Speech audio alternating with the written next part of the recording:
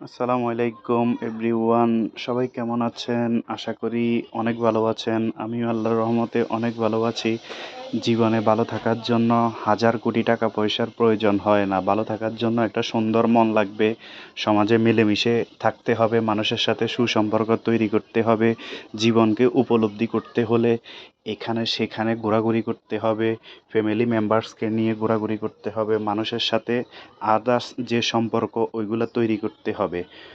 Total কথাই হচ্ছে জীবনে আপনি যত কিছুই করেন না কেন আপনি নিজেকে ফ্রেশ রাখার জন্য অবশ্যই এদিকে সেদিকে ভ্রমণ করবেন, সুন্দর সুন্দর প্রাকৃতিক দৃশ্য দেখবেন, তাহলে মন মানসিকতা ভালো থাকবে, মন মাইন্ড ফ্রেশ থাকবে। এভাবেই জীবনকে উপলব্ধি করতে পারবেন।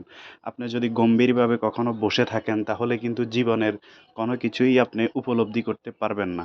জীবনে উপলব্ধি করতে হলে বা জীবনকে গোছাতে হলে শুধু টাকা পয়সা লাগে না, আপনি ঘুরবেন, ফিরবেন, মানুষের সাথে সুসম্পর্ক তৈরি করবেন, তাহলে এই জীবনের সম্পূর্ণ সব কিছু আপনার কাছে ফিল হবে।